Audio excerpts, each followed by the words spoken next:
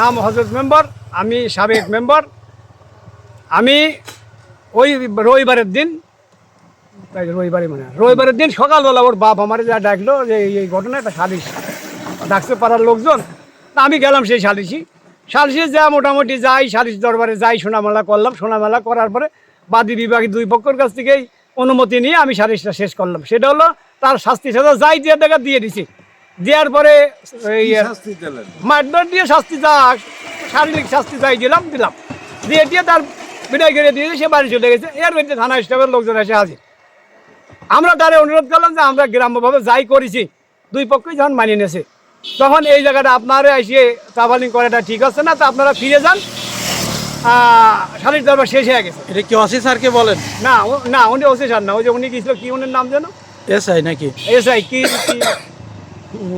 কালাম না কি যেন বললো, যাক আমি অত মনে নাই। আচ্ছা যাই হোক উনি যা ওই বাড়িতে যা ওই এখনকার যে আসামি উনি দেখলো, যাক বাড়ি চড়িয়ে যাইতেছে চাল বল, যাক সেই দাগ পয়সা করে দেখে সারিয়ে তা আমার এগুলো তাহলে মেম্বার আপনি অনেক বসেন, আমরা শুনিয়ে মেলে আসতেছি।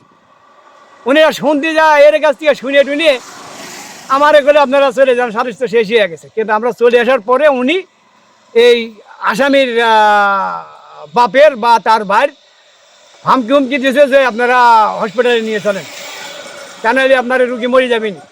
সেই কথা শুনে আমরা হসপিটালে নিয়ে আইছে। হসপিটালে নিয়ে আসার পরে ওসি সাহেব তারে গাড়ি করে থানায় নিয়ে গেছে। নিয়ে যাওয়ার পরে আজকে তার চালান দিয়েছে, এটুকু আমি চাই। এ বিষয়ে আপনারা বললেন না যে ভুক্তভোগীর অভিযোগ নেই, মামলায় চালান হলো? এখন এটা তো কপি না পালি তার আমি বুঝতে পারছি না কোন মামলা। আসলে কি অভিযুক্ত হয়েছিল জহরুল?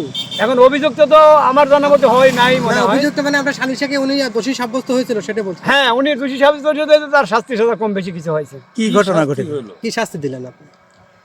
তার মারধর কিছু দিলাম, সেই যে আবার তোর অবৈধ কাজ কাম করেছিল সেই কাজের কথা জড়িত। কি অবৈধ কাজ সেটা একটু বলেন।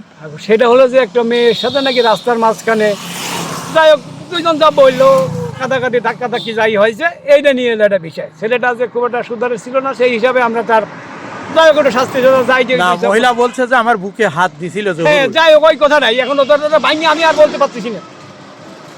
একটা মেয়ের যার কাছে যদি ছেলে যায়, এই ছেলেটাকে মারলেন আপনারা না ওর বাবা?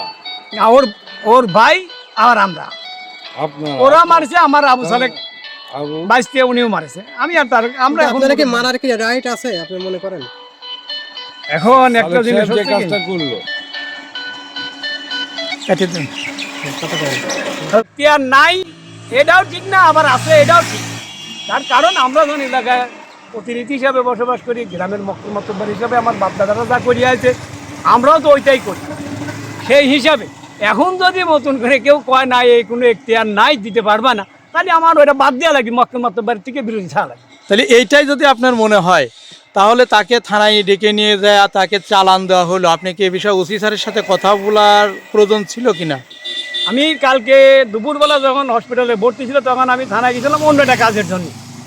আমি জানি এটা এই পর্যন্ত শেষ হয়ে গেছে, অন্য একটা কাজের জন্য গেছি। যার পরে সেই কাজ সারিয়ে বাড়া আসার পরে আমি ওসি সাহেবের চেম্বারে ঢুকিয়েছিলাম, কিন্তু আমি তার সাথে এই প্রসঙ্গে কোনো কথা বলিনি। আমি জানি ওটা হসপিটালে ভর্তি যদি হয় তা চিকিৎসা করে বাঁচি। এখন পরে রাত্রি শুনতেছি, তার আমি পরের বাড়ানোর পরে শুনতেছি এই ঘটনা। এখন আমি আসলাম বাজারে, আমি ছিলাম কুমারখালী, বাজারে এসে শুনতেছি চালানো হয়ে গেল। এইটুকু আমি জানি। তো এটার